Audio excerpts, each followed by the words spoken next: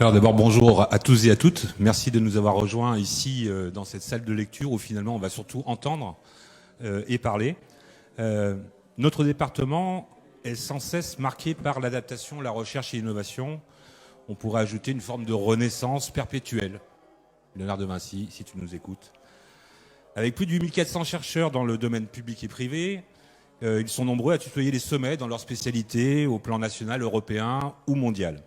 Cette richesse, ces diamants taillés pour l'expérimentation, nous les connaissons mal pour une grande majorité d'entre eux. Et c'est dans un de ces domaines d'excellence, à dimension mondiale, que Loire-et-Orléans Eco a décidé d'entamer sa mission de décloisonnement entre le monde de la recherche et de l'entreprise.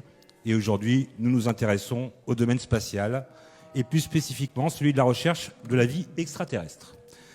Car c'est bien ainsi, et ici, à Orléans, au cœur de la capitale régionale, qu'André Braque, aujourd'hui ancien directeur du Centre de biophysique moléculaire, a fait émerger l'exobiologie. Un domaine multidisciplinaire où le Loiret est principalement sa métropole, sa capitale, s'est érigé sans difficulté comme une référence mondiale. Exobiologie, ExoMars 2020, c'est une histoire passionnante que nos invités vont nous détailler avant que nous les bombardions de questions dans la continuité de cette présentation. Commençons d'abord par les présentations. André Braque est directeur de recherche honoraire au CNRS d'Orléans, où il a créé l'équipe d'astrobiologie qui étudie l'origine de la vie. Il est reconnu comme le fondateur de cette thématique en France. Il a présidé le réseau européen d'astrobiologie qu'il fonda en 2001 et qui est depuis le 2 septembre en plein colloque dans ce même bâtiment. Frances Vestal est géologue et depuis 15 ans directrice de recherche au Centre de biophysique moléculaire du CNRS d'Orléans. Alors vous verrez, Orléans revient souvent dans l'explication. C'est un peu logique. Quand on a des leaders, c'est eux qu'on présente évidemment en premier lieu. Elle s'intéresse à la géologie de la Terre primitive, aux origines de la vie. Elle a travaillé dans plusieurs pays, incluant notamment le NASA Johnson Space Center à Houston. Et c'est pour nous un honneur d'avoir pu lui faire poser les valises à Orléans, elle qui évoque son parcours comme celui d'une vagabonde scientifique. Frédéric Fouché, le plus jeune du quatuor, est physicien, ingénieur de recherche au CNRS d'Orléans, dans l'équipe d'exobiologie du Centre de biophysique moléculaire.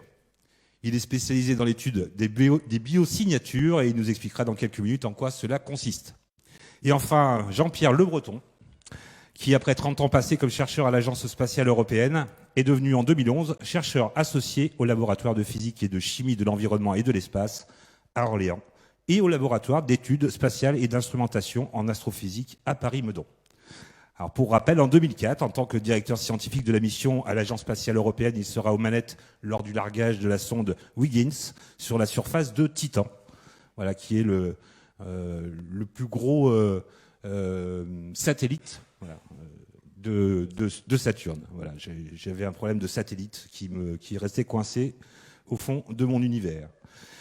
Donc sur la surface de Titan, et participa également, pour le coup, à la grande aventure de Rosetta, encore dans toutes les mémoires, puisque ce fut un très très grand événement pour le monde, évidemment, mais également pour Orléans, qui a largement participé à cette opération. Alors la première question, on va la poser à André Braque, puisqu'on va commencer par faire un peu d'histoire. Parlez-nous d'abord de cette envie, de ce souhait de mettre en place au CBM un laboratoire d'exobiologie. Comment les choses se sont-elles passées ?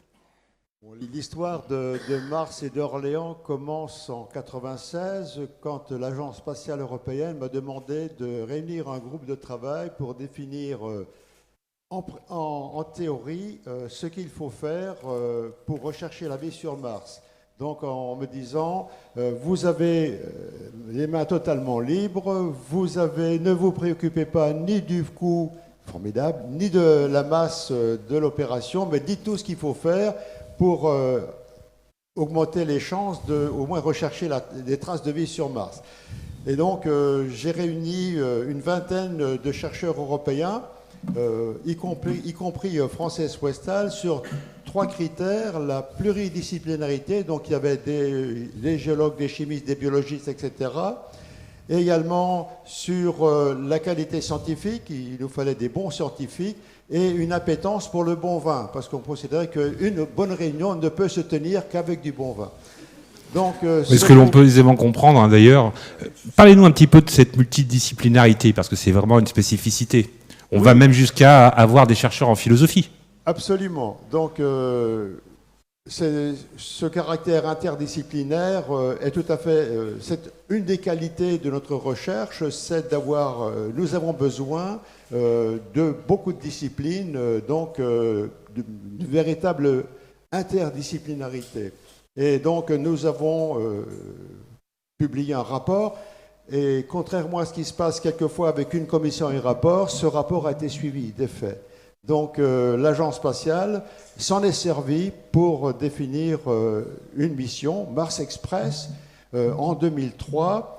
Malheureusement, alors qui consistait en un orbiteur Mars Express, qui marche très bien, qui marche encore, qui fait de magnifiques photos de Mars, un panorama de Mars que vous pouvez voir sur Internet.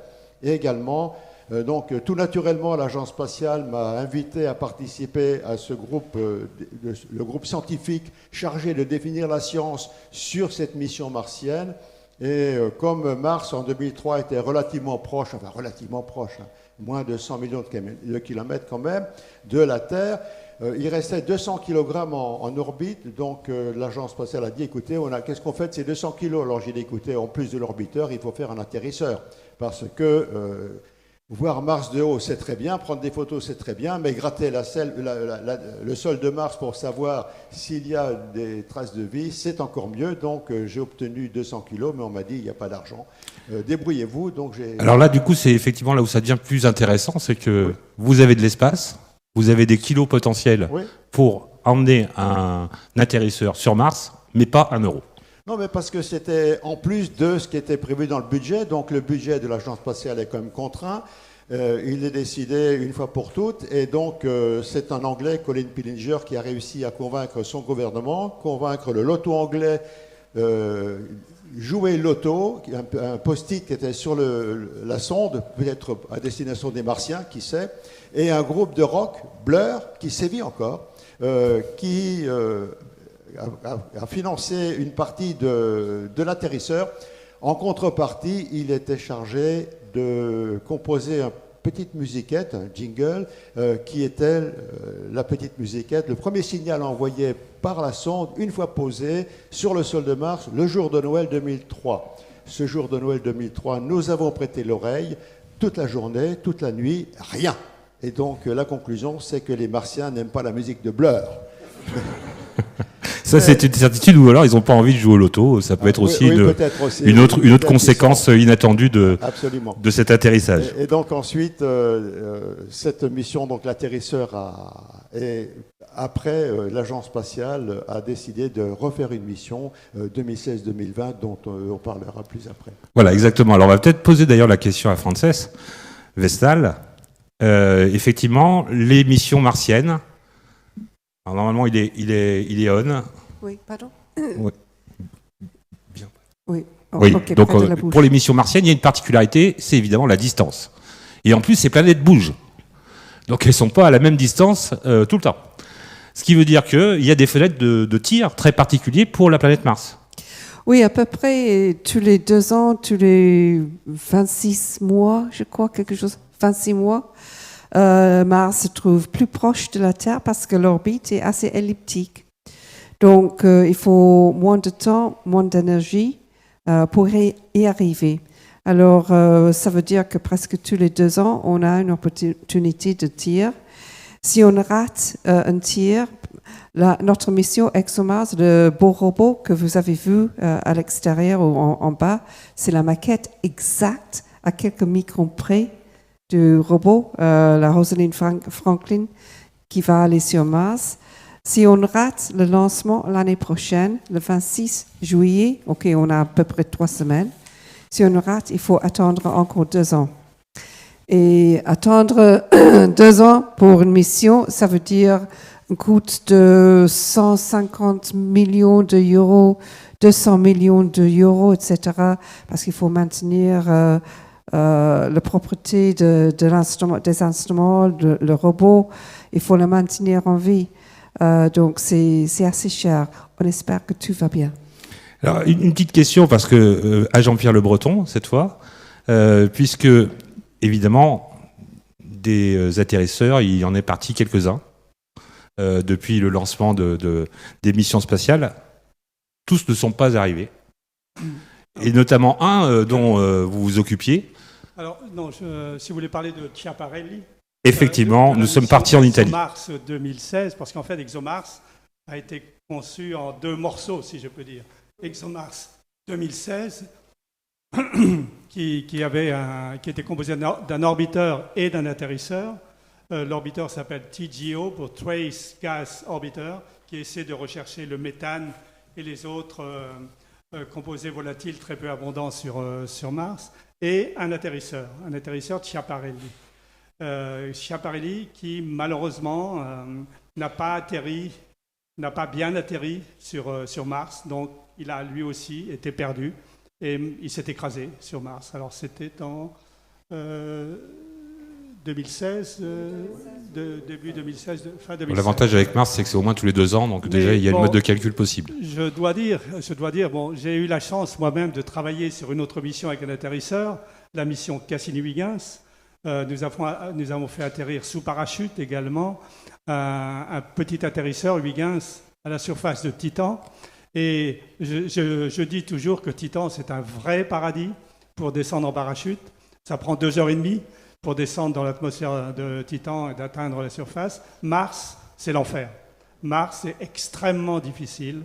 L'atmosphère est très ténue et tout doit se passer en 7 minutes. 6 à 7 minutes. Donc, vraiment, atterrir sur Mars, c'est un grand défi. Et donc, je ne peux souhaiter que bonne chance à Mars 2020, qu'il soit lancé comme prévu en juillet cette année.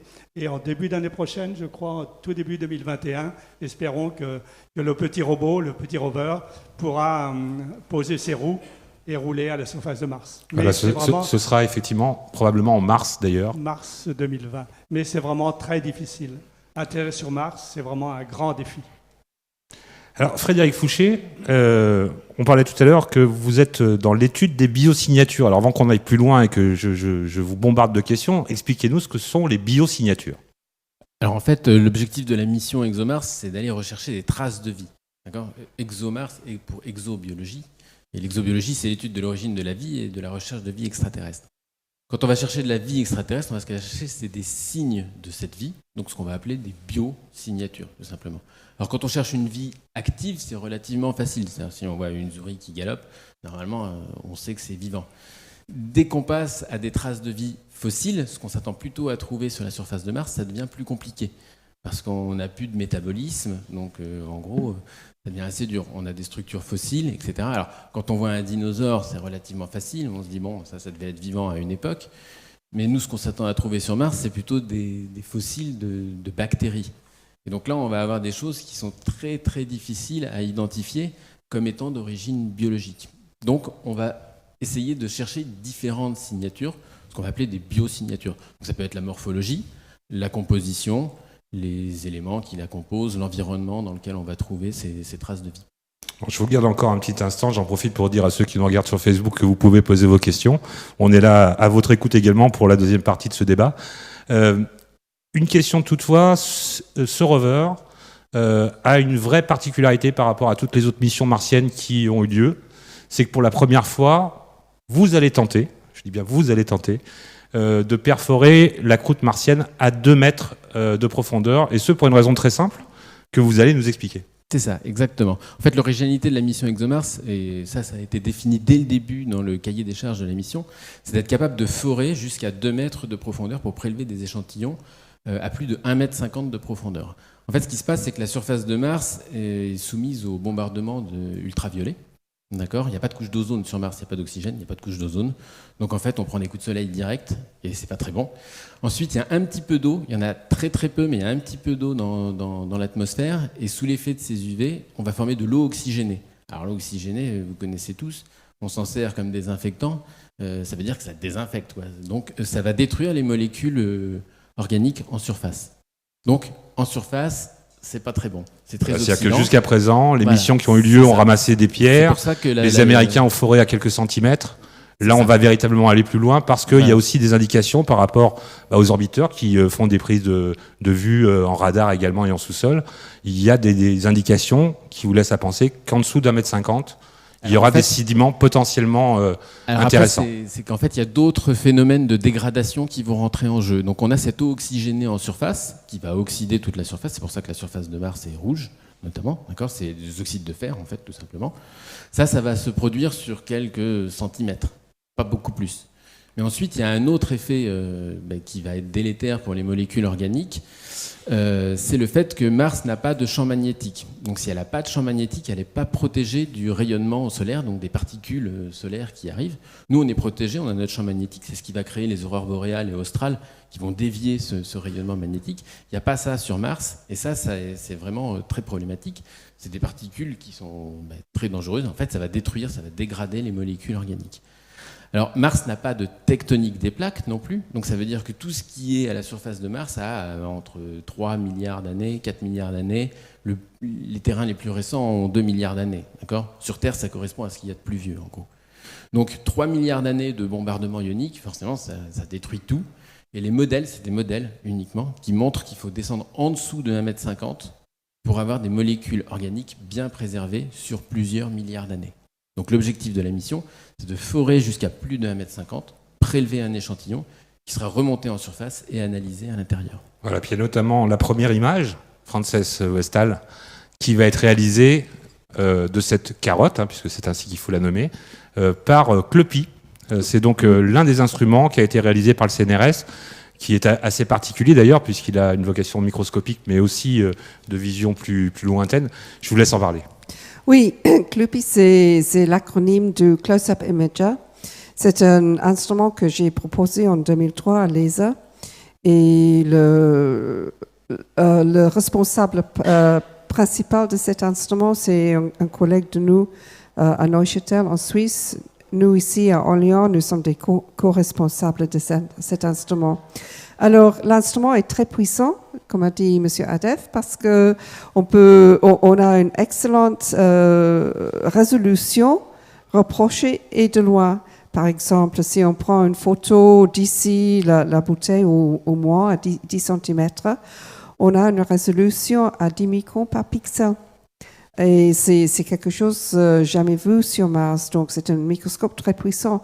Mais on peut aussi utiliser le microscope comme caméra pour prendre des panoramas, bien sûr, avec une largeur de champ assez réduite, mais on peut prendre des photos extrêmement précises. Voilà. Alors, cette caméra, une fois que l'échantillon est pris dans le sous-sol, il est remonté.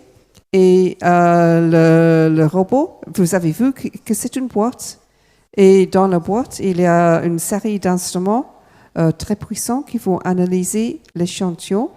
Mais l'échantillon, avant d'être analysé, va être broyé dans des morceaux, à peu près 200 microns de taille. Et ce seront des spectromètres d'infrarouge, les spectromètres de Raman, les spectromètres de masse qui vont analyser ces échantillons. Et l'unique instrument qui peut prendre des photos rapprochées de très haute résolution de cette carotte, c'est notre instrument CLEPI. Et pourquoi c'est important? C'est parce que, oui, nous cherchons les traces de vie, mais c'est le contexte de ces traces de vie qui nous aide à interpréter les traces de vie.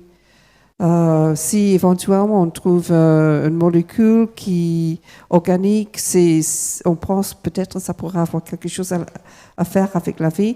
On voudrait savoir, mais dans quel environnement, où est-ce que cette bactérie a vécu, quelles étaient les conditions de cette vie. Donc la caméra est très importante.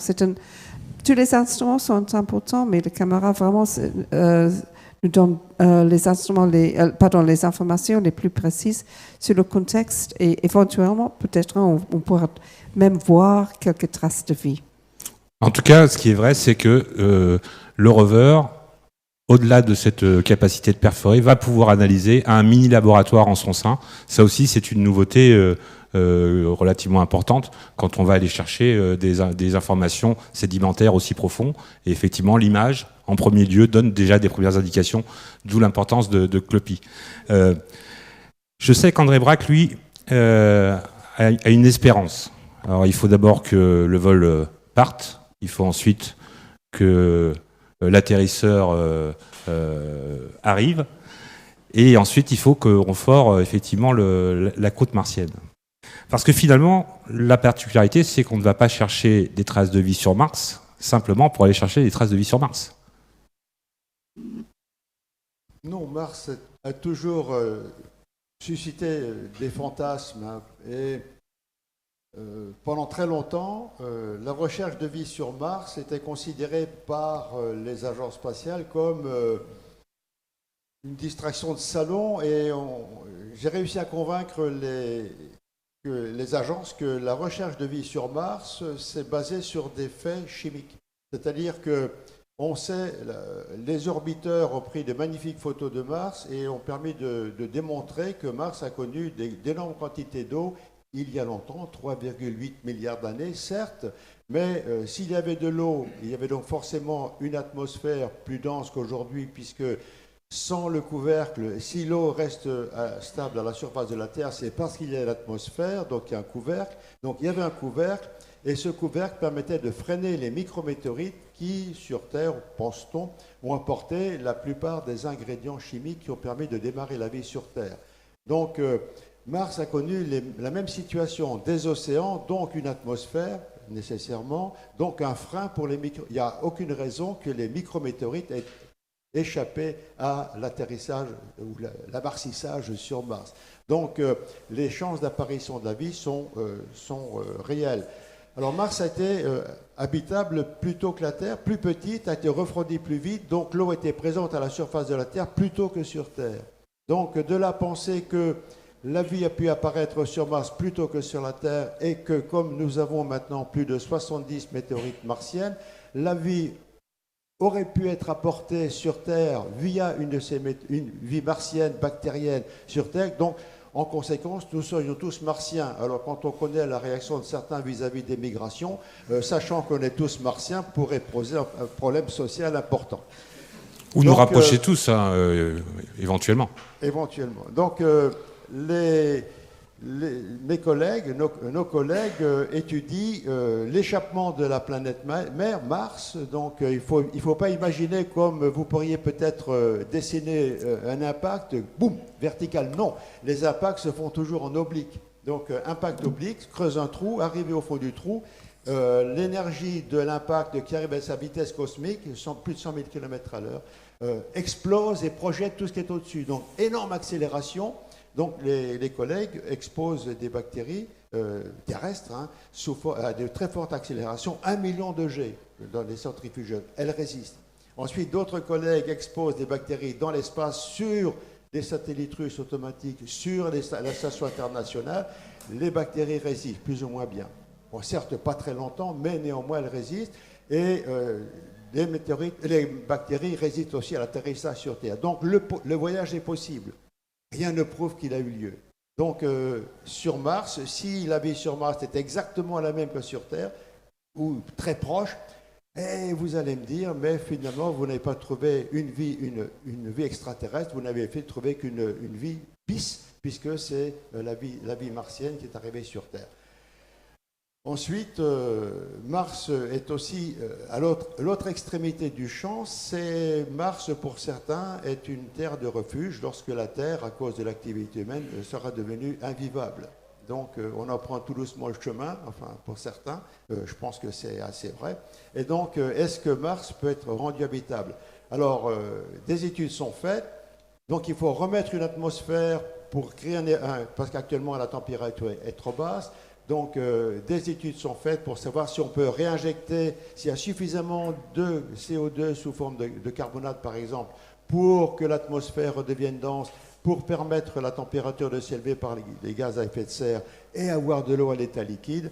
Les conclusions, pour l'instant, sont plutôt négatives. Donc, Mars comme terre d'asile est une possibilité, mais dans l'immédiat, irréalisable. Donc, pour l'instant, nous ne sommes ni martiens, ni nous n'avons une porte de sortie possible qu'est la vie sur Mars. Donc, mais c'est étudié.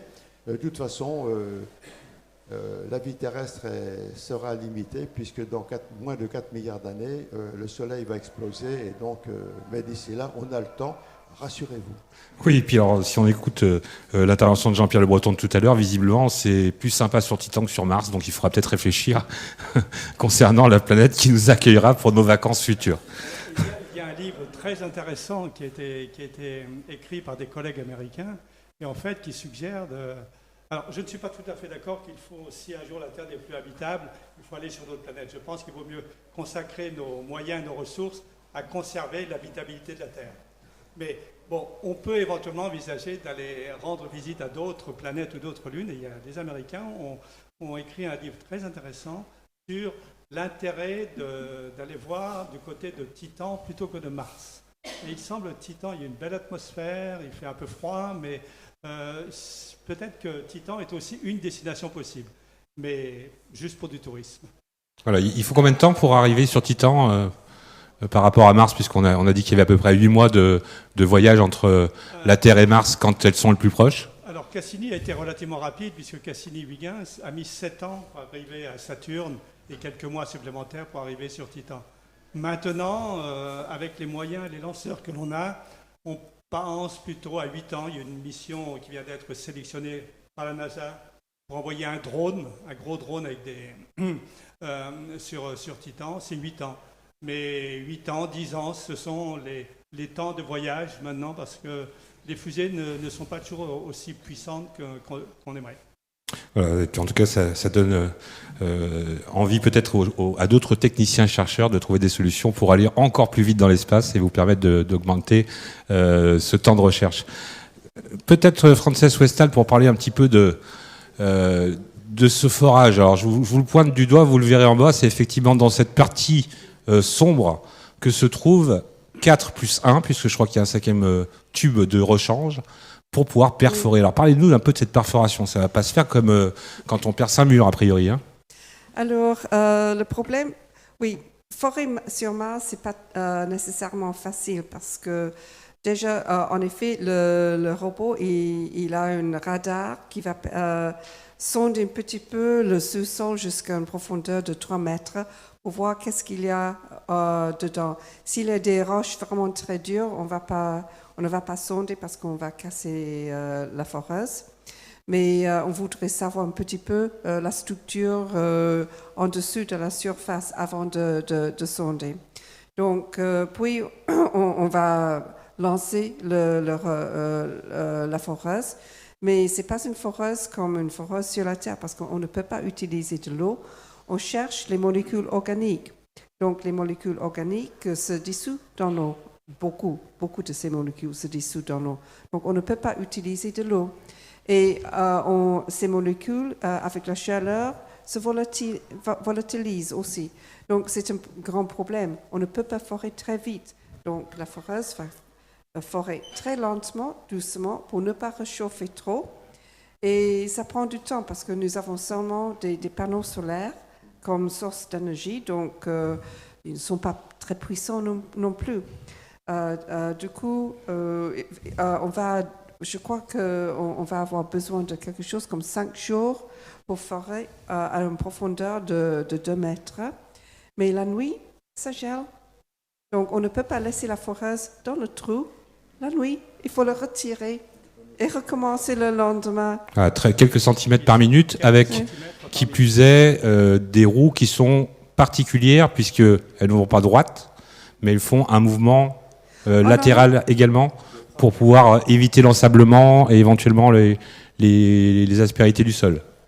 Tu veux parler de ça? Alors en fait, les roues, les Européens ont appris des Américains, puisque les Américains ont déjà un gros rover Curiosity qui est en place sur Mars depuis 2012.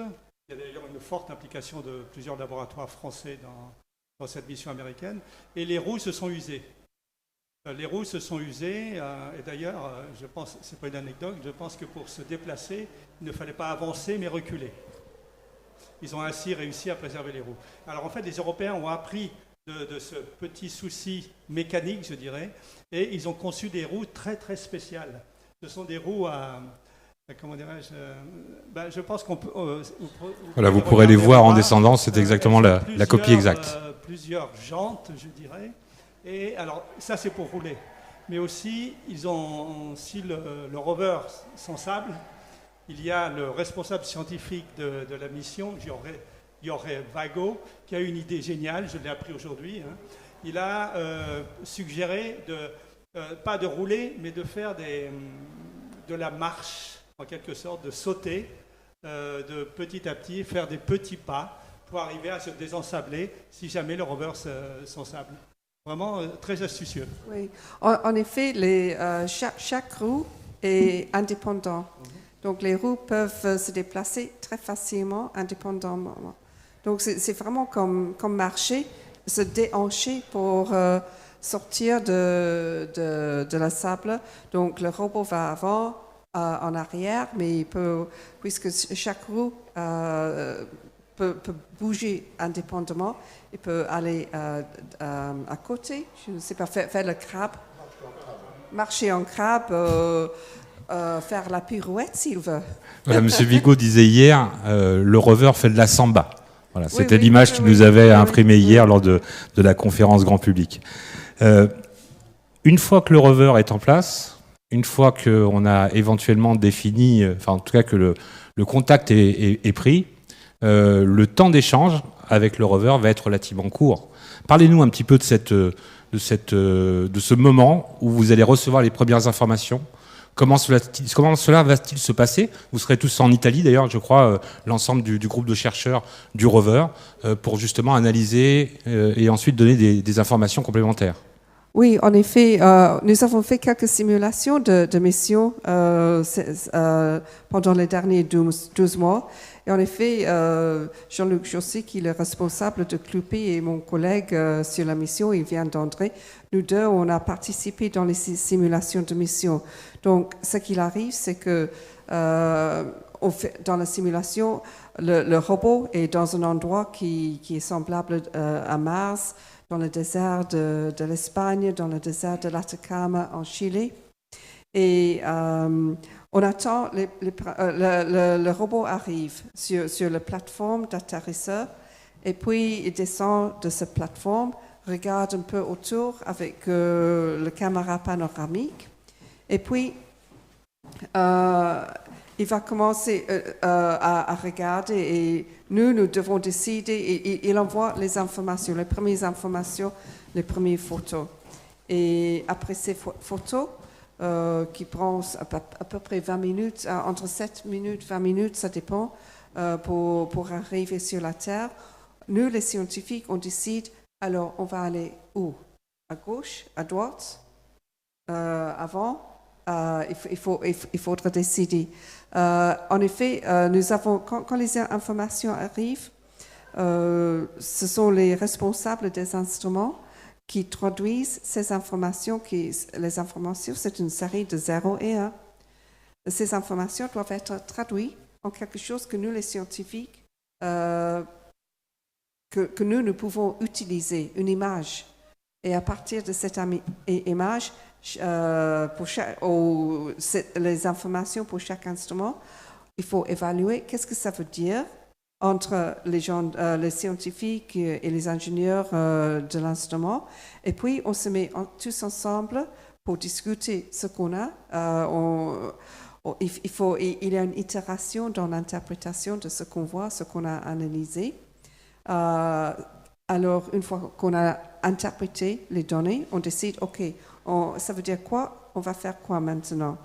Il faut avoir un plan, un protocole et coder tout ce protocole pour faire le upload vers le robot.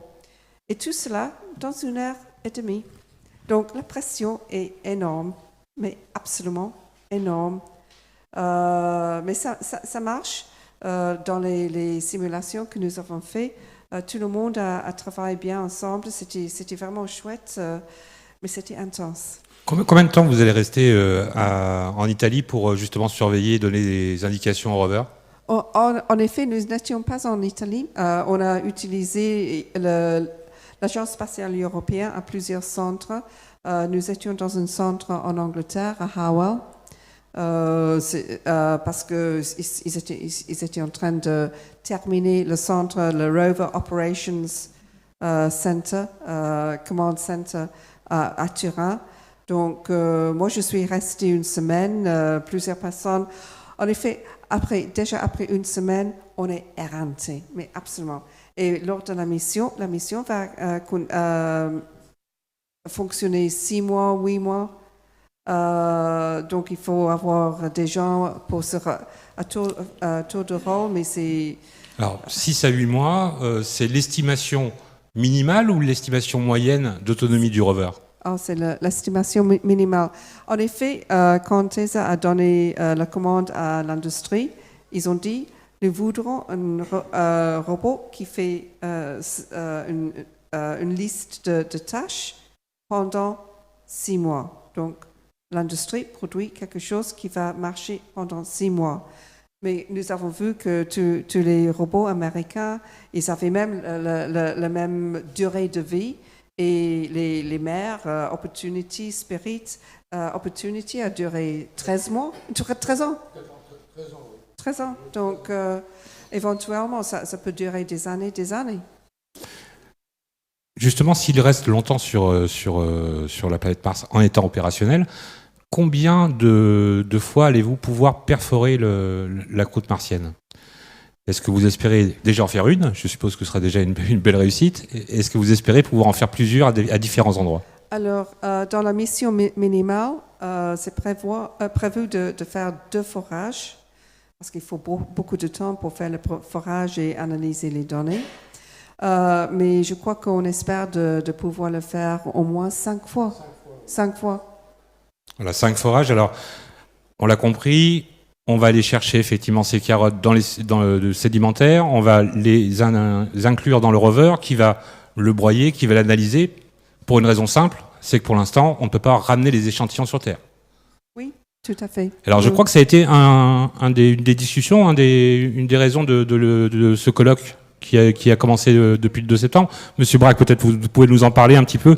Est-ce que les doctorants, les chercheurs, les étudiants, les 150 venant de 17 pays européens tout de même, ont des pistes pour aller récupérer ensuite les échantillons sur Mars ou permettre éventuellement au rover ou au futur atterrisseur, de pouvoir repartir en orbite? Oui, alors le retour d'échantillons, c'est la prochaine étape parce qu'il est évident qu'à cause de la masse des instruments, on ne peut pas mettre à la surface de Mars des instruments aussi lourds que ceux dont on dispose sur Terre.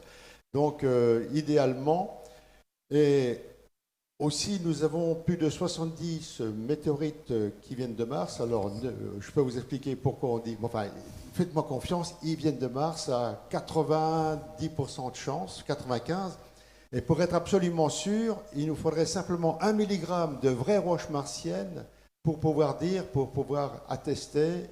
Donc, on aurait, si avec 1 milligramme de roches martiennes retournées sur Terre, on pourrait affirmer avec certitude que toutes les météorites, donc ça nous ferait du matériel très important, martien.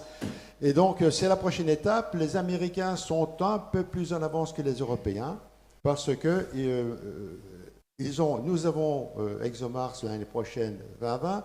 Les Américains ont Mars 2020, donc une mission américaine, une sonde américaine qui va se poser aussi l'année prochaine, dont la mission sera déjà de collecter normalement des échantillons pour les mettre dans un cache, dans les tubes, qui seront avec une balise stockés à l'abri sur Mars, en attendant 2 ans plus tard une nouvelle mission qui va le mettre en orbite, et ensuite une mission plus tard encore qui va récupérer ce cache en orbite pour le ramener sur Terre. Donc ça, c'est le projet qui a été présenté ce soir, il n'y a pas longtemps, par notre thématicien du CNES, mais c'est une mission américaine. Alors évidemment, se pose le problème tout de suite, je pense que vous y pensez tout de suite, quid du danger que pourraient représenter des bactéries martiennes éventuellement, puisqu'on va chercher la vie sur Mars. On ne peut pas dire au public, mais de toute façon, on va chercher la vie sur Mars. Mais rassurez-vous, il n'y a pas de vie sur Mars, vous ne risquez rien.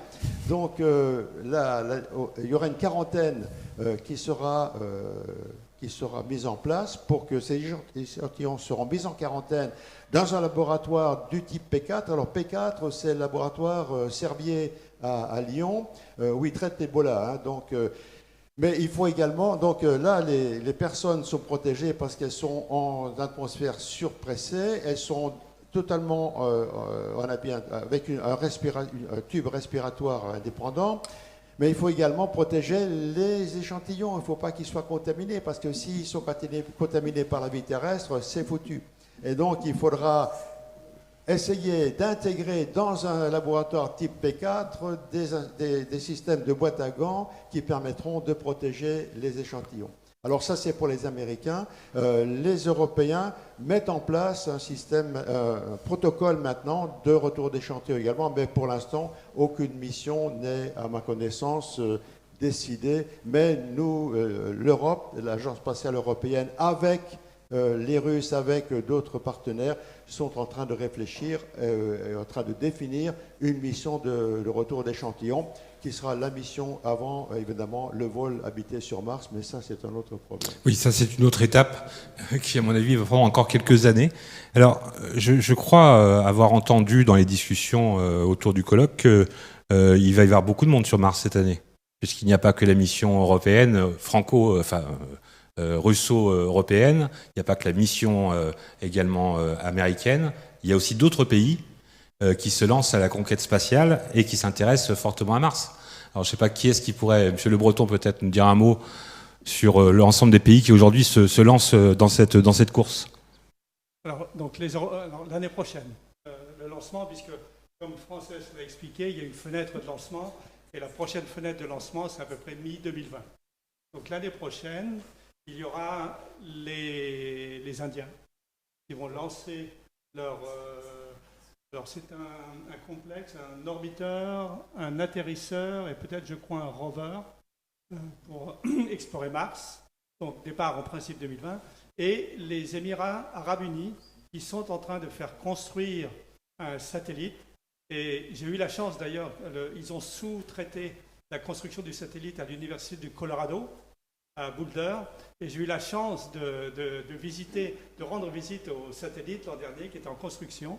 Donc c'est un satellite qui va être construit dans les mois à venir, et en principe, il doit être lancé, alors je crois qu'il sera lancé soit par les Chinois, soit par les Russes, donc l'année prochaine, dans le même créneau, pour tourner, c'est un satellite, un orbiteur, donc pour tourner autour de Mars l'année prochaine. Bon, les Russes, pour l'instant, je pense qu'ils n'ont pas de projet à court terme pour... les Chinois peut-être aussi, oui. Donc, oui, il va peut-être falloir demander à Bison Futé d'élargir un petit peu son spectre, parce que visiblement, il va y avoir du monde. Il va y avoir du monde, oui, absolument. Frances Vestal, une question. L'Agence spatiale européenne travaille avec les Américains, travaille également avec les Russes. Qu'est-ce qui explique qu'on puisse aussi facilement, alors facilement c'est peut-être moi qui le dis, vous allez peut-être me dire exactement l'inverse, qu'on puisse à la fois travailler avec des Américains, à la fois travailler avec des Russes, qui ont des cultures très différentes, y compris sur le plan technologique. Comment expliquer cette position de l'Europe ? Ce n'est pas facile, parce qu'en effet, on ne travaille pas facilement avec la NASA ni avec les Russes. Ça marche, il faut avoir beaucoup de patience avec... Bon, on a une bonne collaboration avec les Russes, mais oui, ils ont des cultures différentes. Il faut parler la russe, déjà. Il faudra savoir boire du vodka. Là, M. Braque ne peut pas venir, lui, il est scotché sur le rouge. Ouais. Oui, c'est pour ça, vous ne pouvez pas y aller. En effet, il faut apprendre la culture de l'autre. Donc, la collaboration de l'Agence spatiale européenne avec Roscosmos dans la Russie, ça marche. Ça n'a pas été facile au début, justement parce que la culture est différente. Mais on apprend En connaissant l'autre, ça fait longtemps qu'on travaille avec les Russes. Je dirais au moins 7 ans maintenant que ça a commencé avec cette collaboration avec les Russes. Donc, lentement, on comprend comment eux, ils travaillent, leur manière d'approcher la préparation d'une mission. Eux, ils comprennent notre approche. Avec les Américains, j'avoue que je suis un petit peu déçue. Parce que au début, notre mission, ExoMars, c'était une mission européenne au début. Et puis, il y a eu des problèmes de budget. Simplement, on n'avait pas suffisamment d'argent pour tout faire. Donc, des collègues à l'ESA, l'Agence spatiale européenne, ont contacté leurs homologues de la NASA, ont suggéré de travailler ensemble. Donc, on a commencé à faire une mission, une double mission, NASA-ESA. Et ça veut dire qu'on a déchiré tous les plans, les 4-5 ans de travail qu'on avait déjà fait, tout déchiré, on a recommencé à zéro. Après 4 ans, les Américains ont dit, en effet, on ne veut pas travailler avec vous, on va le faire nous-mêmes. On est à zéro encore, donc il faut recommencer. Alors, comment faire? Nous n'avons pas suffisamment d'argent, on a approché les Russes. Je ne sais pas, peut-être mes collègues qui ont plus d'expérience que moi avec ces collaborations peuvent dire plus. Oui. Jean-Pierre Le Breton, alors faites-nous part de votre expérience à vous. Je connais bien l'histoire de cette coopération qui n'a pas marché avec les Américains sur Mars. Mais par contre, Cassini-Huygens, c'est un excellent exemple d'une collaboration exceptionnelle, et je pèse mes mots, entre les Américains et les Européens. Donc il y a aussi plusieurs facteurs qui ont fait que la mission Cassini-Huygens, que nous avons commencé en 1984, a été vraiment un grand succès, un modèle de collaboration entre les Européens et les Américains. Par contre, en effet, Mars, c'était un échec. Mais je ne peux pas analyser toutes les raisons. Alors, je voudrais juste dire un mot sur la collaboration internationale. Alors, on a l'habitude, j'ai travaillé à l'ESA pendant très longtemps, donc je me remets dans l'ESA. On a l'habitude de dire à l'ESA l'ESA, ce n'est pas tout à fait l'Europe. Certains pays, la Suisse, la Norvège, sont des pays membres de l'ESA, ils ne sont pas dans l'Union européenne. Mais à l'ESA, on a l'habitude de travailler avec entre une vingtaine de pays. Donc la collaboration internationale, c'est dans les gènes de l'ESA. Donc collaborer avec les États-Unis, avec les Russes, en quelque sorte, c'est presque naturel. Mais l'ESA collabore aussi avec les Chinois, avec les Japonais, avec les Chinois et les Japonais pour l'instant. Donc la collaboration internationale. Et les Indiens aussi. Oui, d'ailleurs, je crois que sur l'opération ExoMars, il y a effectivement beaucoup de pays qui sont représentés au niveau des ingénieurs et des chercheurs, et principalement des Français, je crois qu'ils sont parmi les plus nombreux à travailler sur ExoMars 2020. Alors, on va peut-être arriver finalement à poser vos questions. Pour ceux qui ont des questions à poser, je pense que vous en avez tous. La question est de savoir qui va commencer, c'est toujours la question la plus importante. Du coup, on va peut-être passer par une question Facebook, puisqu'on a l'opportunité d'avoir ce direct live en même temps. La question qui est posée, c'est combien coûte la mission ExoMars 2020 ? Puisqu'on a parlé tout à l'heure d'argent et de la difficulté qui serait notamment financière de conserver l'ensemble du rover en l'état pour une mission future. Est-ce que vous avez des chiffres à nous proposer ? Oui, c'est plus de 2 milliards d'années. 2 milliards. 2 milliards d'années pour récupérer 2 milliards d'euros, c'est à peu près ça. 2 milliards d'euros. Je crois que 2,2, 2,3, quelque chose comme ça. Y compris la contribution des Russes. Oui. Donc la Commission européenne, je pense que c'est plutôt 1,5 milliard. Oui. Voilà, 1,5 milliard. Est-ce qu'on peut faire des parallèles avec les missions éventuellement américaines ? MSL, il me semble qu'on est plutôt autour de 4 milliards. 3 milliards 5, 4 milliards. Tu exagères peut-être un peu. Je pense que c'est plus élevé. Le coût Pourtant, il n'est pas de Marseille. Bon, le coût de Cassini-Huygens, c'était de l'ordre total sur 30 ans, 4 milliards de dollars et d'euros. Europe, États-Unis ensemble. Et comme on est en train de parler d'argent, je vais poser la question à André Braque. Vous avez trouvé des financeurs privés pour Beagle 2 pour pouvoir justement réussir cette opportunité qu'on vous proposait. Est-ce qu'aujourd'hui encore on cherche des partenaires privés pour les opérations de ce type-là, pour ces recherches spatiales et ces recherches de vie extraterrestre? Pour l'instant, la recherche se fait au niveau des agences nationales spatiales. Donc il y a des rallonges toujours. Donc les différents ministres se réunissent européens et décident ou pas de la rallonge.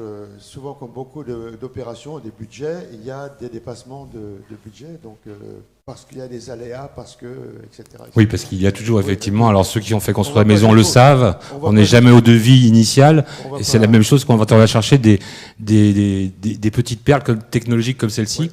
On a vu hier, lors d'une présentation d'un film, le nombre de câbles qui sortent, qui en plus sont des câbles qui sont pour certains européens, d'autres russes. Oui. Il y a une compatibilité technologique qui est assez impressionnante à voir. Quand on voit les tripes du robot, c'est extraordinaire de complexité. Il y a des fils partout. Et ce que nous racontait donc le conférencier, c'est que il y a les Russes et les Européens. Et les deux sont à égalité de décision. Donc, il faut négocier, et pas pour chaque fil, quand même, rassurez-vous, mais quand même, tous les montages se font. Et il est bien évident qu'un seul montage qui ne serait pas fait correctement risque de mettre la mission en péril. Donc, oui, là on parlait tout à l'heure de l'ensablement possible. En tout cas, on imagine que le moindre grain de sable dans ce bijou de technologie pourra avoir des incidences importantes. On en verra parce qu'il y a beaucoup de sable à la surface de Mars. Tout à fait. Alors, est-ce que dans la salle il y a des questions? Est-ce qu'il y a des personnes qui voudraient avoir d'autres informations particulières? Oui, au premier rang. Alors évidemment, le meilleur élève de la classe. Bonsoir. D'abord, je voulais vous dire toute ma fascination pour ce genre de sujet et combien ça peut faire rêver. Alors, ma question, elle est un peu double. C'est sur le rover qu'on voit devant nous. Quelle est en masse, parce que je crois que c'est la masse qui est le plus important, quelle est la masse des instruments scientifiques par rapport à la masse de la mécanique, l'électronique, la communication, etc. Est-ce que c'est un gros robot avec un petit cœur ou un gros cœur dans une enveloppe très fine? Et deuxième question, j'imagine qu'au fil de la conception de l'engin, eh bien, il y a des choses qui s'affinent. Si vous gagnez des grammes d'un côté ou que vous avez besoin d'autres, comment ça s'adapte? Est-ce que vous rajoutez un instrument scientifique? Est-ce que vous en supprimez un? Voilà. Alors, qui veut répondre à la question? Je peux éventuellement répondre, oui. Alors en fait, le robot fait à peu près 350 kilos, je crois. Voilà, et il doit être équipé à peu près de 17 kilos d'instruments scientifiques. Donc ça fait pas énormément. Voilà. En fait, il y a beaucoup de place qui est consommée par tout simplement le système de propulsion, les panneaux solaires, etc. Voilà. C'est ça. Oui. Il est protégé du rayonnement aussi, donc il faut quand même qu'il y ait une certaine épaisseur. Voilà. Alors ensuite, dès qu'on commence à changer quelque chose, ça devient très compliqué en fait, parce que si vous voulez rajouter ne serait-ce qu'une petite vis, en fait, par exemple, vous allez plus valider tel ou tel test mécanique qui était passé précédemment. Donc souvent, il y a assez peu ça se fait au début, il y a de la flexibilité au début, et plus on avance dans le développement du système, moins on a de flexibilité. Et donc enlever un instrument, en rajouter un, on repense toute la mission tout de suite. C'est des coûts faramineux. Alors c'est arrivé sur ExoMars, puisqu'au début ExoMars avait un bras, et nous notre instrument était au bout du bras, justement, Clupy. Et coupe de budget, coupe de bras. Donc du coup, nous, comme on était au bout du bras, on n'avait plus d'instruments.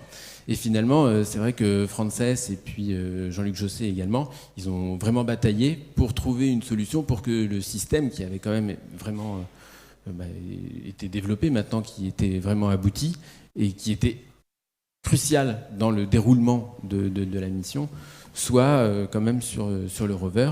Et la solution a été de le mettre donc sur la boîte qui contient la foreuse, puisque cette boîte peut bouger. Elle peut monter, descendre, se tourner, etc. Donc on est capable en effet de faire, on a un peu moins de mobilité qu'avec le bras, mais on est capable de faire différents points de vue avec cet instrument. Et alors juste, j'avais un petit commentaire sur la question d'avant. En fait, souvent, on nous demande quel est le coût de la mission, combien ça coûte. On ne demande jamais combien ça rapporte, en fait. Et en fait, très bonne remarque. C'est vraiment important de dire qu'en fait, une mission scientifique comme ça, on se dit oui, c'est de l'argent qui est dépensé pour rien. Non, c'est complètement faux. En fait, sur une mission comme ExoMars, c'est peut-être une centaine, voire plusieurs centaines de doctorants donc, qui vont obtenir un diplôme en ayant développé, en ayant travaillé sur ça. Donc il y a eu il y a de la masse salariale aussi. Donc, oui, il y a la matière grise. Voilà, il y a la matière grise. Et ça, pour le coup, effectivement, c'est difficile de quantifier. C'est très important de formation. On va former des ingénieurs qui vont être formés à des niveaux extrêmement élevés, très pointus, sur des domaines très pointus. Ensuite, on a des cahiers des charges qui sont extrêmement compliqués. C'est-à-dire que la plupart des entreprises, quand on leur amène un cahier des charges pour un instrument spatial, ils s'arrachent les cheveux de la tête parce que c'est pas possible. En fait.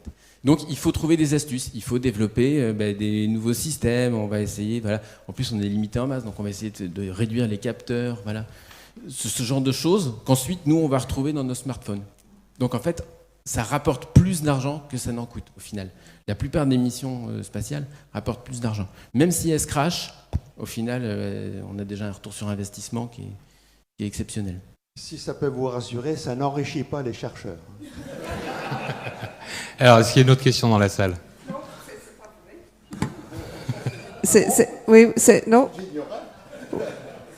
En argent, non, mais en connaissance, oui. D'autres questions ? Ah. Je vais aller au fond de la salle, je reviendrai vers les premiers de la classe tout de suite après. Hein. En plus, c'est un ambassadeur de Loire-et-Orléans qui pose la question, donc monsieur. Bonjour. Tout d'abord, félicitations pour ce que vous faites. Enfin, je suis un fan de science-fiction et là, je vis. C'est la science-fiction qui devient réalité. J'ai plusieurs questions. Tout à l'heure, par rapport à la problématique de ramener des échantillons, je me faisais la remarque en disant mais pourquoi ne pas installer une station lunaire pour éviter déjà de contaminer éventuellement la Terre et de faire ces fameuses analyses sur la Lune. Et puis la deuxième question, c'est je pense que toutes les nations qui travaillent sur les projets pour aller sur Mars, je pense qu'ils sont tous sur de l'exo-signature. Enfin, je pense qu'ils recherchent, enfin, je pense qu'ils recherchent la même chose. Mais pourquoi ne pas faire une alliance mondiale et alors, comme c'est pas le cas, quels sont les vrais intérêts derrière pour les États-Unis ou pour les Indiens ou pour la Chine ou pour l'Europe de travailler séparément? Alors là, on a deux questions. Hein. Donc, il y a la base du nerf en premier lieu pour les échantillons et après, on parlera de géopolitique dans l'espace. Oui. Alors, pour les échantillons, en effet, nous avons réfléchi même à avoir une sorte de station sur la Lune ou un laboratoire de recueillement sur la Lune. Même on avait mentionné la Station spatiale internationale aussi, mais la Station spatiale internationale va être décommissionnée bientôt, en quelques années. Donc, ça a été réfléchi et je crois que tout simplement, c'est une question d'accessibilité, de pouvoir... il faut ces échantillons qui arrivent sur la Terre. La première chose qu'il faut faire, comme a dit Frédéric, c'est chercher les traces de vie. Si c'est une vie encore en vie ou quelque chose de fossile. Mais pour cela, il faudra quand même beaucoup de moyens d'analyse. Et peut-être c'est plus facile de le faire dans un laboratoire P4 double sur la Terre que créer quelque chose de nouveau sur la Lune. Nous ne sommes pas encore retournés sur la Lune. Et le retour des échantillons, c'est prévu pour à peu près 2030. D'ici 2030, c'est impossible de créer une station sur la Lune. Alors pour ce qui concerne ensuite l'organisation mondiale spatiale, est-ce que c'est quelque chose qui est un total rêve ou est-ce que c'est quelque chose de réalisable ? En tant qu'Européen convaincu, pour ne rien vous cacher, Je trouve que l'Agence spatiale européenne, fédérer dans le contexte actuel autant de pays sur un projet spatial, est déjà une réussite fantastique. Donc on a réussi à faire, et chaque fois que nous intervenons tous dans le public, nous vantons les mérites de l'Europe spatiale. Alors évidemment, en tant qu'Européens fédéralistes, nous aimerions étendre cette fédération à l'ensemble du... Mais ça, c'est un vœu pieux, parce que nous nous heurtons au nationalisme. Donc, et aux différents types de financement. Le budget de la NASA est grosso modo voté quasiment reconduit tous les ans, plus ou moins bien. Donc, ils ont besoin d'avoir des résultats spectaculaires pour pouvoir justifier et obtenir les budgets annuels. Alors Monsieur Braque, juste je vous coupe 2 petites secondes. Est-ce que véritablement les Américains ont chaque année des résultats exceptionnels? non, ou est-ce qu'on joue un petit peu la surenchère pour récupérer l'argent du Congrès? Ils ont tendance à faire des communiqués de presse qui sont dithyrambiques. On a de nombreux exemples où les Américains survantent leurs résultats un petit peu avant les élections. Bon, c'est normal. Les Européens, ils ont une direction qui s'appelle Space Science, donc la science de l'espace. Le budget est voté c'est un budget obligatoire qui est voté par les ministres quasiment sur 10 ans. Donc une fois qu'on a le budget, on est tranquille quasiment pour 10 ans, ce budget-là. Et donc ça provoque des comportements un peu différents et des réactions qui sont quelquefois un peu des freins à une collaboration totalement libre, internationale, mondiale. Donc nous aimerions, nous scientifiques, collaborer, avoir une fédération mondiale de l'espace, une agence mondiale de l'espace. Pour l'instant, c'est impossible parce que les pays veulent aussi avoir un retour intégral d'un succès d'une mission. Donc, pour cette raison, et c'est la raison pour laquelle, par exemple, les Américains font Mars 2020 tout seuls, parce qu'ils veulent avoir le retour intégral du succès de la mission. Et ils ont déjà pas mal de succès avec des atterrisseurs. Donc, mais par contre, ils sont preneurs des instruments qui les intéressent. Donc, ils s'adressent... Voilà, bon, ils viennent vous voir finalement quand eux ne sont pas capables de faire, quoi. Voilà. C'est un peu l'idée. Voilà. Alors pour ceux qui sont fans de Star Trek, la fédération, c'est une chose dont on parle en science-fiction, mais pour ce qui est de la réalité, c'est pas encore pour tout de suite. Oui, bonsoir. Je vais avoir un propos nationaliste. Donc, vous travaillez pour l'agence européenne, mais est-ce qu'il y a des entreprises de haute technologie françaises qui participent et qui, comme disait monsieur, et à qui ça permet d'avoir des retours sur investissement par rapport à cette haute technologie? En fait, oui, il y a les grands industriels spatiaux, c'est Airbus, entreprise européenne, et Thales Alenia Space, aussi entreprise européenne. Qui, je crois, participe justement à la mission. Thales Alenia Space, et je pense Airbus aussi, participe au développement de la construction d'ExoMars. Et après, bien sûr, il y a tout un tissu d'industriels en France qui travaillent à un niveau inférieur, mais au niveau de la responsabilité d'une mission, d'une grosse mission, il y a Thales Alenia Space, donc Airbus et maintenant OHB en Allemagne. Ce sont les 3 gros industriels. Je me permets de rajouter pourquoi est-ce que certains pays, la Chine, l'Inde, les Émirats arabes unis, ont besoin d'aller eux-mêmes vers Mars. Il y a aussi, je pense, un besoin de devenir, avant de pouvoir collaborer, il faut être un partenaire crédible. Il faut avoir développé la technologie. Et ça, je crois que c'est important que ces pays, s'ils veulent participer aux explorations futures, ils doivent développer au minimum un certain nombre de technologies qui sont disponibles aux États-Unis, en Europe. Et les États-Unis, d'ailleurs, ne partagent pas facilement certaines de leurs technologies. Donc, c'est presque naturel que ces pays veuillent à leur tour développer ces technologies, les fusées, bien sûr, et les satellites. Donc, c'est un point de vue que j'aime mettre en avant aussi. Oui, Gérard Rivoté, retraité, je suis là uniquement par intérêt. Je vais vous poser, alors je suis complètement néophyte, complètement néophyte, deux questions complètement différentes. La première, c'est, j'ai cru comprendre qu'actuellement les orbiteurs et les atterrisseurs ne revenaient pas en fait de Mars, c'est ce que j'ai cru comprendre, et j'ai cru comprendre par ailleurs qu'on pourrait avoir des échantillons d'ici 2030. Donc je voudrais juste un petit éclaircissement là-dessus pour savoir quel délai vous voyez pour ramener en fait des choses de Mars. Et puis la deuxième, c'est au niveau géopolitique, projet mondial. Bon, personnellement, depuis que je suis retraité, je m'intéresse à pas mal de choses et à l'énergie en particulier.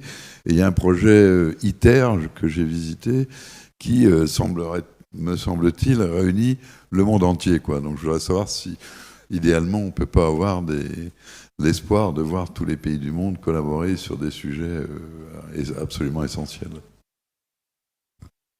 Ok, je vais répondre à la première question. On peut donner la parole à Frédéric pour le deuxième.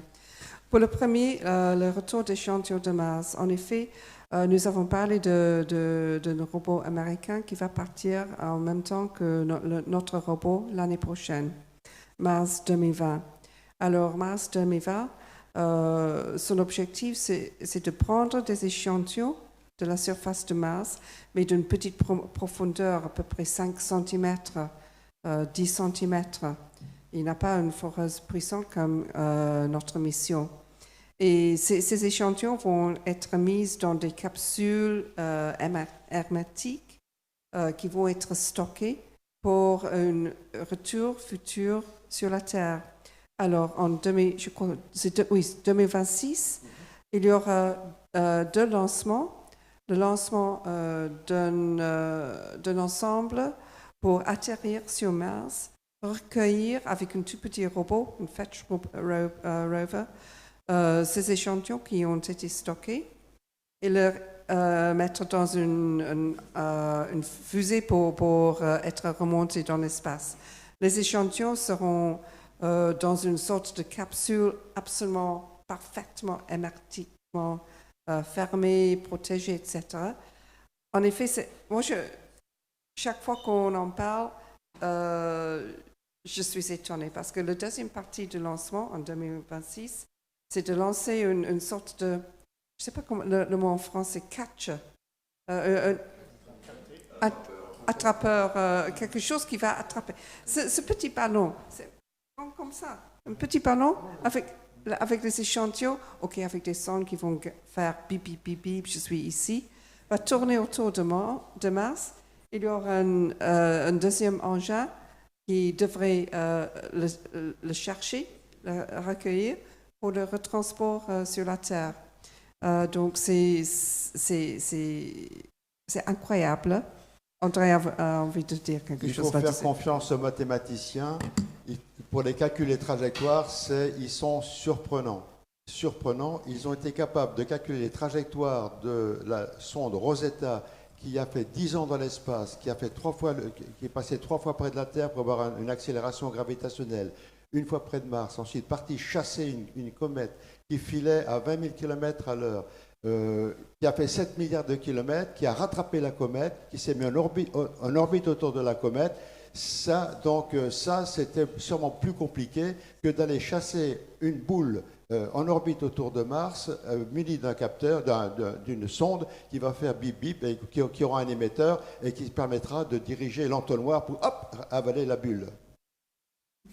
Alors pour compléter, pour vous imaginer, on parle de 500 grammes d'échantillons qui vont être amenés. C'est pas non plus des centaines de kilos. Donc la bulle, elle est quand même vraiment petite. Et c'est vrai que ça n'a jamais été fait. C'est quand même, c'est vraiment compliqué à faire. Ensuite, il y avait une question sur faire une grosse mission internationale. Est-ce que c'est possible, etc. En fait, ça a déjà été fait. C'est la Station spatiale internationale, où là, il y a déjà une collaboration entre tous les pays. Et ça se passe très bien. Et c'est vraiment un laboratoire international. Et il y a déjà quand même une organisation aussi à l'échelle internationale, ce qu'on appelle le COSPAR, qui est le Committee for Space Research, qui a fêté ses 60 ans. Il a été créé Oui, enfin, il a au moins 50 ans. Oui, c'est encore un jeune homme. Voilà, c'est ça. C'est-à-dire que même pendant la guerre froide, en fait, il y avait déjà des collaborations entre les Russes et les Américains sur le plan scientifique. Il n'y a jamais eu de souci pour l'exploration spatiale. Et c'est ce comité qui va voter notamment toutes les lois. Alors, c'est pas vraiment des lois, en fait. C'est des... Voilà. Tout ce qui est des recommandations que les agences s'engagent de respecter. Par exemple, on va parler de la protection planétaire. C'est-à-dire que quand on va sur Mars, on s'engage à avoir un certain niveau de stérilité pour pas contaminer Mars avec des organismes terrestres. Parce que si ensuite on veut essayer de trouver de la vie sur Mars, et que en fait c'est la vie terrestre qu'on a envoyée, c'est pas terrible. Finalement, on a peut-être appris quelque chose de notre histoire, c'est qu'il vaut mieux en fait, éviter. Il y a quand même, enfin, c'est pas la guerre entre les pays au niveau spatial. Il y a plus de collaboration que de conflits. Nous sommes des écologistes planétaires. Voilà, c'était une excellente formule. Une autre question dans la salle. Bonsoir, Emmanuel Diaz, je suis Loiret Orléans Écho et Orléans Métropole. J'ai 2 questions. La première, on a parlé de géopolitique et de nationalisme. Est-ce qu'il y a beaucoup de tentatives d'espionnage scientifique dans votre vécu, que vous avez déjoué ou que vous avez subi? Après, il y a celles que vous n'avez pas remarquées. Est-ce que ça existe beaucoup? Et la deuxième, c'est comment les armées sont ou pas associées à ce type de travaux pour des exploitations militaires à un moment ou à un autre. Voilà. Alors, tentative d'espionnage scientifique, peut-être, mais bon.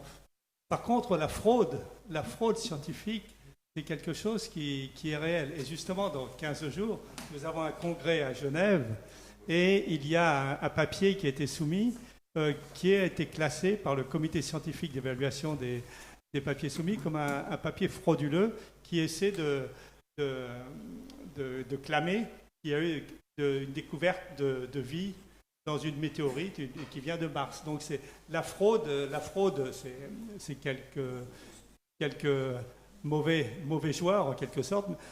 Ça existe. L'espionnage. Si je peux répondre sur l'espionnage, on a eu. On a eu le service responsable de ça français, donc qui s'occupe du contre-espionnage justement. Et il faut savoir que le CNRS en fait est la première cible des espions étrangers, que ce soit sur le plan technologique ou sur le plan scientifique. Donc on est normalement très contraint. Alors après, c'est pas non plus... Voilà, mais il faut faire attention. Normalement, on doit détruire tout ce qu'on écrit et qui peut être dans nos yeux. On doit faire comme attention. Les espions, quoi, voilà, finalement. Exactement. Normalement, par exemple, il y a certains pays où quand on y va, on a un ordinateur où il n'y a rien dessus. C'est un ordinateur vierge. C'est le cas normalement quand on va en Chine ou aux États-Unis. Il faut savoir qu'ils ont des lois qui font que quand on arrive, à partir du moment où on met le pied aux États-Unis, tout ce qui est sur notre ordinateur leur appartient. Donc ça ne sert à rien d'avoir un ordinateur crypté, etc. En Chine, c'est la même chose. Il y a un chercheur du CNRS qui est arrivé en Chine et il a refusé de rentrer son code pour débloquer son ordinateur. Il a fait 1 mois de prison chinoise. Et ça a été très compliqué de le sortir de là. Et au final, ils ont quand même regardé ce qu'il y avait dedans. Donc oui, il y a énormément d'espionnage, il faut faire très attention. Après, ça dépend des domaines. Ceux qui travaillent dans le domaine pharmaceutique, tout de suite, ça a beaucoup plus d'impact parce qu'il y a des retombées économiques beaucoup plus importantes tout de suite. Dans le domaine spatial, c'est un peu plus compliqué, je pense, parce que ce serait entre agences. Il y a assez peu d'agences privées qui s'intéressent au spatial, même si ça commence à arriver. Donc, je pense que voilà. Après, quand on va à l'ESA, on rentre pas non plus comme dans un moulin à vent. Hein. Oui. Mais même au CNRS d'Orléans, même au CNRS les véhicules sont fouillés pour y être allés à plusieurs reprises. Il faut montrer patte blanche. C'est Vigipirate, ça fait différent quand même. Oui, mais bon, c'est vrai qu'en même temps, j'ai beaucoup de choses dans le coffre, ce qui explique qu'ils mettent beaucoup de temps à me faire passer à l'entrée. Je crois qu'il y a une question sur l'application des militaires. Oui, tout à fait. Alors, là, c'est un peu compliqué. Je vais prendre, pour répondre à cette question, je vais prendre l'exemple de Huygens. La sonde Huygens, c'était donc une sonde de rentrée et il fallait construire un bouclier. Et la technologie du bouclier a été empruntée aux missiles, les têtes de rentrée des missiles. Mais elle était empruntée dans un cadre très strict, en quelque sorte de mise à disposition de la technologie pour une utilisation pour un projet spatial. Donc il y a eu un décloisonnement, un cloisonnement quand même assez strict entre ce que faisaient les militaires et comment ils ont pu transférer de façon saine leur technologie pour faire le bouclier de Huygens. C'est un exemple. Je pense que pour les parachutes de ExoMars, peut-être il y a aussi une connaissance chez les militaires qui est mise à profit pour développer ces parachutes qui sont des parachutes, l'un de 23 mètres de diamètre, l'autre de 33 mètres de diamètre. Ils ont d'ailleurs quelques difficultés et je pense que les militaires sont, disons, les connaissances des militaires sont peut-être mises à profit pour, disons, donner un coup de main pour ExoMars. Mais je parle sans en être sûr. Là.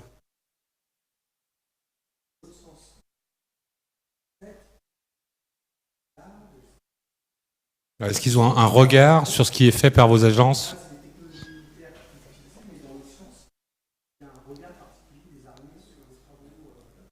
Voilà, pour ceux qui n'ont pas le son en direct, voilà, est-ce que l'armée, est-ce que les militaires regardent avec attention vos productions, vos recherches ? Est-ce qu'ils ont un droit de regard d'ailleurs potentiel ? S'il le faut, ils ne disent pas.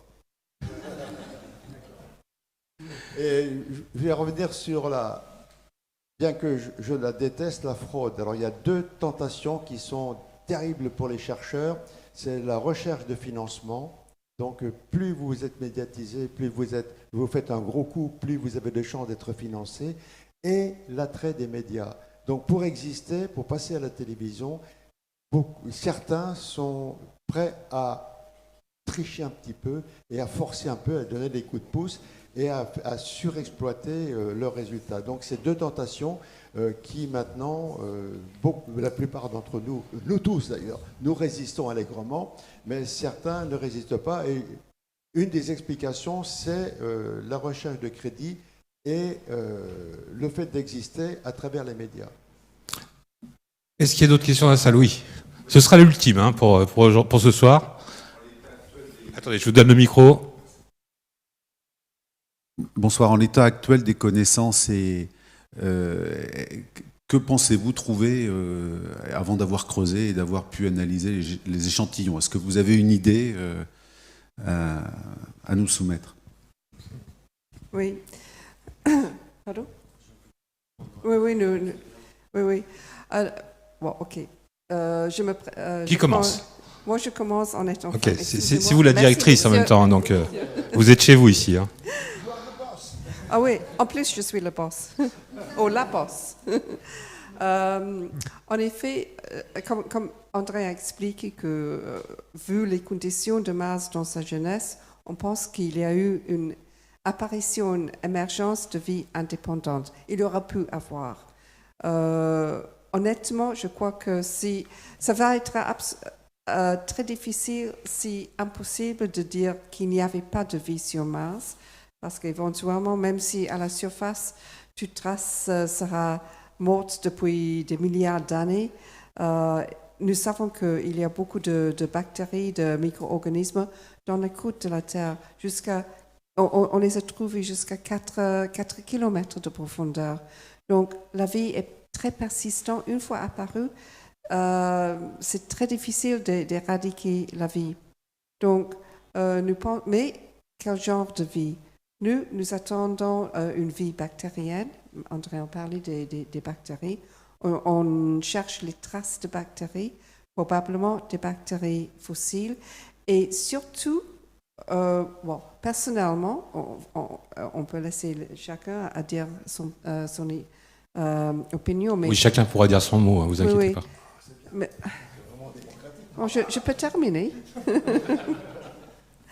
Personnellement, mon grand souci, c'est que les conditions sur Mars n'ont jamais été aussi bien que sur la Terre, même dans le passé, même il y a 4 milliards d'années. Et s'il y a eu de la vie sur Mars, s'il y a encore de la vie, il se peut que cette vie est encore plus primitive que les bactéries primitives qu'on connaît aujourd'hui et qu'on pourra avoir des difficultés vraiment à les identifier. Et ça, c'est mon opinion personnelle. Il brûle de parler. Alors, vous avez quelques secondes, hein, Monsieur Braque. Je sais que c'est difficile pour vous, mais il va falloir faire un effort. C'est par ordre d'âge, là, d'accord. Donc, ce qu'on peut vous dire avec certitude, c'est qu'il n'y a pas de martien vert avec des antennes sur la tête. Ça, c'est sûr. Ce que l'on cherche effectivement, ce sont des microbes, enfin la taille du microbe, donc 1 millième de millimètre. Et donc, comment les trouver sous forme fossile? Peut-être que quand il y avait des océans, cette vie s'est développée, elle s'est arrêtée au stade microbien. L'eau a disparu pour différentes raisons qu'on pourra vous expliquer si ça vous intéresse. On a quelques pistes. Et cette vie microbienne a pu se réfugier sous le pergélisol dans de l'eau. Et l'agence spatiale, l'orbiteur Mars Express, avec un radar qui fouille le sol, a réussi à voir des couches brillantes qui sont certainement des couches d'eau liquide. Donc il est probable que sous le pergélisol, à une certaine profondeur, il y a encore aujourd'hui des bactéries. Et effectivement, il y a dans l'atmosphère de Mars un peu de méthane. Alors le méthane sur Terre peut être produit par les vaches, mais ça, c'est pas le problème. Elles sont produites aussi par des bactéries méthanogènes qui vivent dans le sol profond, dans les sédiments. Et ces bactéries, sur Terre, sont enrichies en carbone 12. Alors, je vais faire de la chimie, ne serait-ce que vous faire fuir. Là, le carbone, c'est, disons 12, c'est 6 protons, 6 neutrons. Et si vous rajoutez un neutron, vous passez à 13. L'isotope 13 est stable, elle a la même propriété que le carbone 12.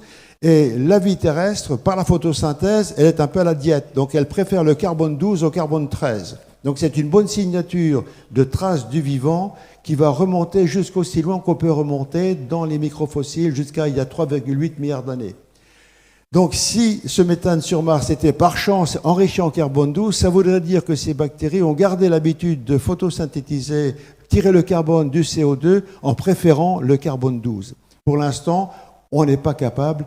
Nos collègues ingénieurs on est incapable par l'émission de savoir si ce carbone est enrichi en carbone 12. Et encore s'il l'était, il y a d'autres processus, encore on en a entendu un aujourd'hui, qui permettent d'expliquer la présence de méthane et peut-être d'un enrichissement carbone 12 par rapport au carbone 13. Donc pour l'instant, notre rêve, c'est de trouver du méthane enrichi en carbone 12. Et l'autre rêve, plus sérieux, c'est d'avoir des microbes fossilisés. Sur Terre, certaines bactéries, alors terrestres, photosynthétiques, produisent la précipitation de calcaire et forment une couche. Et comme elles sont photosynthétiques, quand la colonie ne voit plus le soleil, hop, elle monte au-dessus et elles forment des stromatolites, des millefeuilles. Et ces millefeuilles sont des bonnes signatures de la présence de colonies de bactéries fossilisées. Si on trouve l'identique sur Mars, bingo, on pourra dire avec peut-être un peu de certitude qu'il y avait des bactéries sur Mars qui ont construit des stromatolites identiques. Merci d'avoir été concis, Monsieur Braque. Quand vous dites bingo, moi ça fait passer encore au loto anglais. Il faut peut-être parler à la FDJ, peut-être qu'eux, ils ont envie de sponsoriser un de vos prochains projets et inciter cette fois les Martiens à aller jouer, pourquoi pas, sur nos résultats sportifs, éventuellement, ou d'autres. Si je peux dire juste quelque chose, la recherche de la vie dans le système solaire, c'est vraiment un thème essentiel dans l'exploration du système solaire. Mars, bien sûr, mais si on va au-delà, il y a certaines lunes, des lunes de glace d'eau, une grosse couche de glace d'eau. Sous cette couche de glace d'eau, il y a des océans d'eau liquide. Europe, lune de Jupiter. Encelade, lune de Saturne, qui a été explorée, très bien explorée par Cassini. Et ce sont des mondes qu'on ira explorer de nouveau au-delà de Mars pour rechercher aussi des traces de vie, des traces de vie qui se développeraient dans ces océans d'eau liquide. Allez, Frédéric Fouché. Allez, je finis voilà. Très très rapidement. C'est beaucoup moins ambitieux, hein, vous allez voir. Au début, j'ai expliqué que les molécules organiques à la surface de Mars étaient détruites par des processus qu'on connaît, qui sont l'effet des rayonnements UV en proche surface, puis l'effet du rayonnement cosmique quand on s'enfonce en profondeur. En dessous de 1,50 m, il n'y a aucun processus connu qui doit détériorer les molécules organiques. Les molécules organiques, on en trouve en très très grande quantité dans les météorites, donc en toute logique, il devrait y avoir énormément de molécules organiques à la surface de Mars, en dessous de ces 1,50 m. Donc on peut au moins espérer, grâce à l'instrument qui s'appelle MOMA, qui est à l'intérieur de la sonde, détecter pour la première fois des molécules organiques d'intérêt prébiotiques, c'est-à-dire d'intérêt biologique potentiellement, ou qui auraient pu induire une chimie qui est proche de la chimie du vivant. C'est-à-dire au moins avoir des molécules relativement complexes, quoi. Ça serait vraiment déjà une super découverte. Après, c'est vraiment pas sûr. Ce qui pourrait être aussi intéressant, bizarrement, c'est si on n'en détecte pas. Parce que là, si on n'en détecte pas, c'est qu'il y a vraiment un problème, il y a des processus qu'on ne comprend pas. Voilà, dans l'un ou dans l'autre des cas, en tout cas, il y aura des leçons à tirer. Donc du coup, je serais forcément content. Dans les deux cas, voilà, très bien. Monsieur Braque, un dernier mot, peut-être ? Je dirais 2 mots, hein. Après je dirai plus rien. Après, on termine. Hein, donc, Vous avez compris que pour découvrir la vie, on recherche l'eau et la chimie du carbone. Donc, sur Mars, on avait les deux, donc des chances pas négligeables. Sur Europe, hein ? Oui, mais les roches, il y a des roches sur Mars. Vous mettez 4 chercheurs ensemble, ils peuvent discuter pendant des heures et pas être d'accord à la fin, hein, je vous rassure. Sur Europe, on a l'eau avec pratiquement sûr, on n'a pas de traces de chimie du carbone pour l'instant. Sur d'autres sites comme Titan, on a la chimie du carbone, mais on n'a pas l'eau parce qu'il fait trop froid, donc on n'est pas exigeant. Mais trouver les deux, c'est difficile. Voilà, merci beaucoup à vous. Dernier petit mot, effectivement ce soir on a découvert le centre de biophysique moléculaire et également un autre laboratoire. Alors comme il est très long, c'est le LPC2E. Hein, et après vous irez chercher sur Google la nature exacte de cet acronyme. Évidemment, le CNRS, ce ne sont pas que ces 2 laboratoires, il y en a beaucoup d'autres qui sont dans des champs de recherche très très différents. Cette soirée est une première, je le dis notamment aux chefs d'entreprise qui sont ici. On essaiera de multiplier les rendez-vous au fil des ans, de façon à vous faire rencontrer ces chercheurs, cette matière grise, qui peut-être trouver des solutions pour vos propres problèmes de recherche et développement. C'est aussi l'intérêt, j'allais dire même la quintessence de ces rencontres. Et on a commencé là avec 4 champions du monde. Et je vous demande de les applaudir bien fort. Merci beaucoup.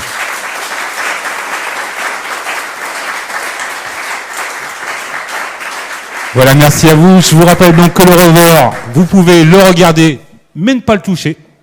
Ça coûte une fortune, même une copie. Vous avez évidemment notre cosmonaute qui a perdu 3 kilos depuis votre arrivée au premier étage et qui vous attend pour une petite photo souvenir.